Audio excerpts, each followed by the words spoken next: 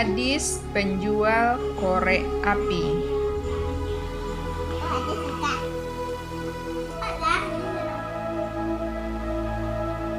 Di sudut kota yang kumuh, hiduplah seorang gadis kecil bersama ayah tirinya.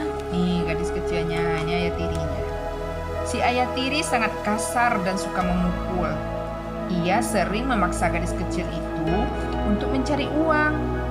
Jika gadis malang itu pulang tanpa hasil, ia tak segan-segan memukulinya. Bahkan di malam Natal, ia menyuruh anak tirinya itu untuk berjualan. Dikasihnya keranjang untuk berjualan.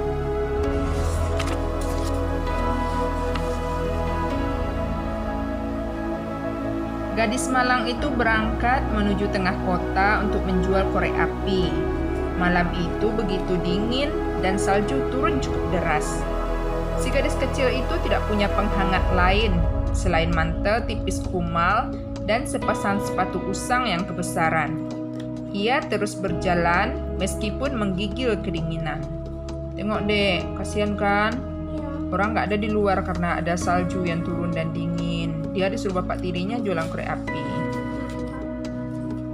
Tiba-tiba dari arah belakang muncullah kereta kuda yang melaju kencang dan hampir menabraknya.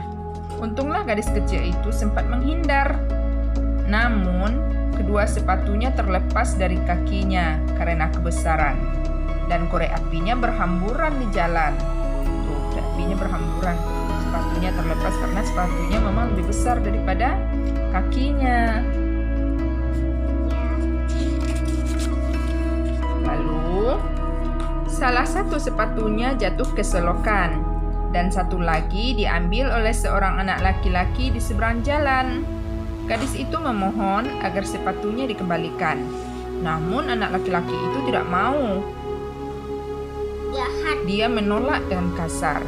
Enak saja, aku yang memungut sepatu ini di jalan. Jadi sepatu ini bukan milikmu. Weh, katanya sambil berlari meninggalkan si gadis kecil. Nih anak laki-lakinya. Mereka berseberangan jalan. Jadi dia lari kemana? Ya pergi dia, dibawanya sepatu itu, ditinggalkannya si gadis kecil ini. Gadis kecil itu hampir menangis, tapi dia berusaha tegar. Ia kemudian memunguti korek api yang tercecer di jalan. Dengan teliti, ia membersihkan butiran salju yang menempel pada batang korek api. Mudah-mudahan korek api ini masih bisa terjual, meskipun sedikit, katanya dalam hati. Korek api bersihnya kemudian dimasukkan lagi ke keranjang. Bukan bisa tuh loh. Oh ya, pada kira Bunda. Akhirnya gadis malang itu terpaksa meneruskan berjualan dengan bertelanjang kaki, tak pakai sendal. Kakinya sudah membiru akibat kedinginan, tapi dia tak berani pulang karena takut akan dipukul oleh ayah tirinya. Dengan gemetaran dia berteriak, "Korek api! Mau beli korek apinya? Korek api!" Setiap orang yang lewat ditawarinya korek api, tapi tak ada yang menghiraukan. "Ibu yang baik, belilah korek api ini." "Maaf nak, aku masih punya banyak korek api di rumah," jawab si ibu. Sepertinya semua orang sedang bergegas pulang agar dapat menghangatkan diri di rumah. Tak ada yang memperhatikan si gadis kecil. Gadis kecil itu mulai kelelahan dan menggigil kedinginan. Tapi belum ada satu korek api pun yang terjual. Tidak jauh dari tempatnya berdiri, ia melihat cahaya dari sebuah jendela rumah. Tanpa sadar, ia melangkahkan kaki kecilnya ke sana. Lalu dia mengintip dari jendela terang itu dan melihat sebuah keluarga sedang menyiapkan makan malam. Sang ibu dibantu oleh anak perempuannya sedang menata hidangan di meja. Sedangkan sang ayah menyalakan api di perapian. Nah, itu dia si gadis kecil yang malang. Dia mengintip di jendela. Kasihan sekali.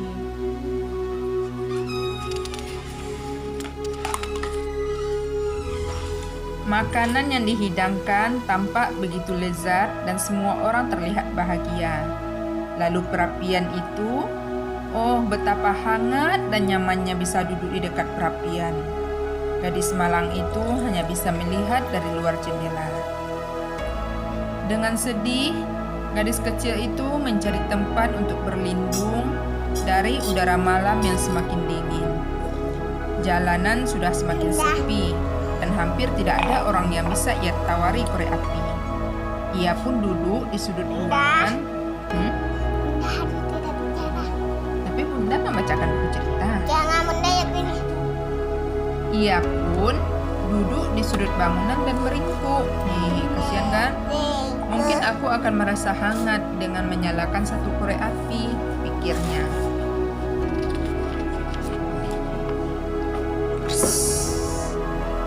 Batang korek api menyala dan cahayanya menerangi wajah gadis kecil itu. Gadis itu terbelalak, kaget karena melihat sesuatu menyerupai tungku muncul dari cahaya api. Tungku itu membuatnya hangat. Dia begitu senang, tapi tungku itu pelan-pelan menghilang seiring dengan habisnya batang korek api yang terbakar. Gadis kecil itu halusinasi kan? Iya, berhalusinasi dia. Gadis kecil itu mencoba menyalakan satu batang korek api lagi. Kali ini, ia melihat sebuah meja yang dipenuhi hidangan-hidangan lezat. Ada roti besar yang hangat, keju, dan bebek panggang yang lezat. Gadis kecil itu tertawa melihatnya. Namun saat cahaya api memudar, ya, Kalau dikubur itu dikasih air. enggak ada yang ngasih kita air, kan kita dikubur dalam tanah. Bukan, kalau dikubur meninggal dikasih air. Tidak. Oh, dimandikan. Iya, sebelum dikubur dimandikan dulu pakai air Kenapa? biar bersih. Kenapa? Ya harus bersih. Kenapa kalian tidak? Kita kan kembali kepada Allah, jadi harus bersih dulu, harus mandi, harus wudhu. Kalau tidak bersih, Kalau tidak bersih nanti gimana dong? oh ada. Gadis kecil itu tertawa melihatnya. Namun saat cahaya api memudar, meja dan hidangan-hidangan itu ikut menghilang.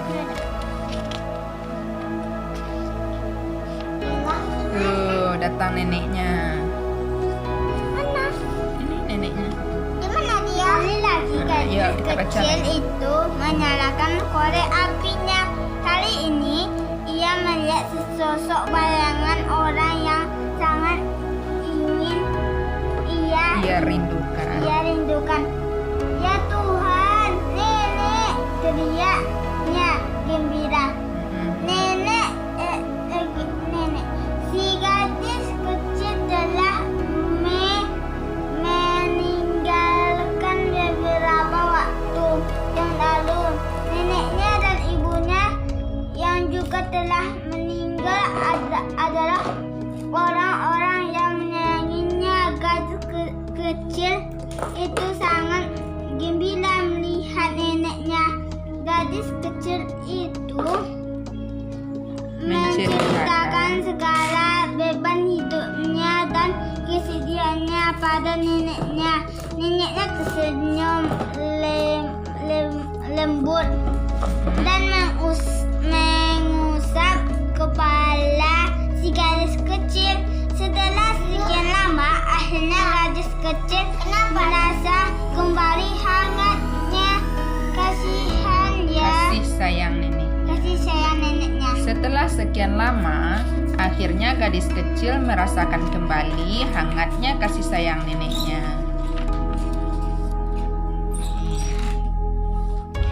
Sayangnya, bayangan nenek mulai memudar. Nyala api mulai habis. Gadis kecil itu tidak mau neneknya pergi. Nenek, jangan pergi. Jangan tinggalkan aku sendirian. Gadis kecil itu memohon sambil menangis. Ia segera meraih seikat korek api yang tersisa dan menyalakannya sekaligus.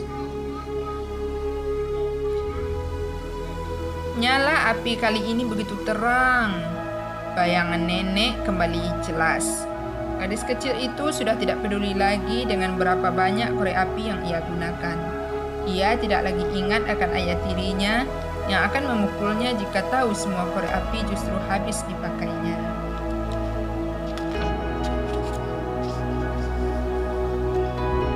Gadis kecil itu merebahkan diri ke dalam pelukan neneknya yang hangat.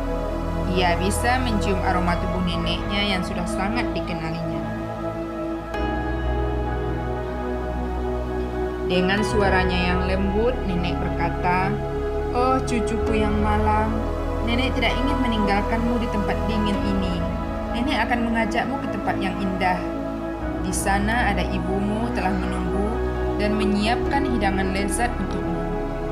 Kamu mau?" Gadis kecil itu mengangguk gembira.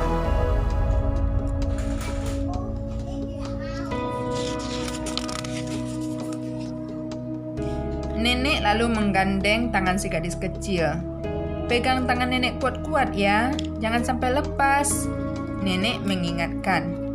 "Iya, Nek," jawab si gadis kecil bersemangat. Nenek dan gadis kecil itu kemudian terbang ke angkasa menuju bintang-bintang. Di malam Natal, itu orang-orang berkerumunan di sebuah sudut bangunan. Mereka membungkuk mengelilingi sosok tubuh mungil yang melingkuk kaku di jalanan. Tubuh itu hanya diselimuti mantel tipis yang usang dan kakinya tidak mengenakan sepatu.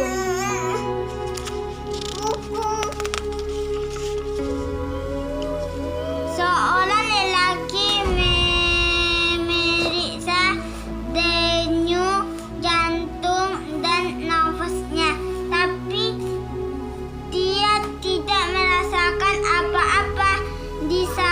Di samping tubuh mungil itu berserakan batang korek api yang telah terpakai. Mungkin dia berusaha menghangatkan diri dengan korek api ini, kata pria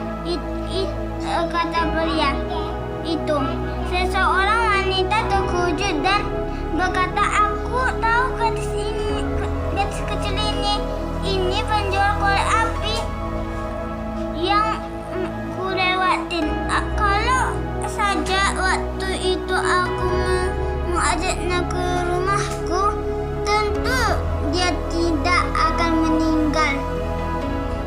Sosok tubuh gadis kecil yang terjebur kaku itu adalah si gadis kecil penjual korek api. Kini dia telah terbang ke surga, meninggalkan segala kesedihan dan dunia kejam yang dingin. Orang-orang di sekitarnya menyesal kerana telah mengabaikannya. Gadis malam itu. Mereka bertekad untuk menjadi orang yang lebih baik dan mengasihi sesama dalam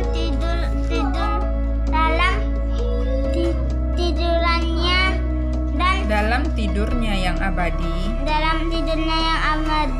Wajah gadis kecil itu terlihat begitu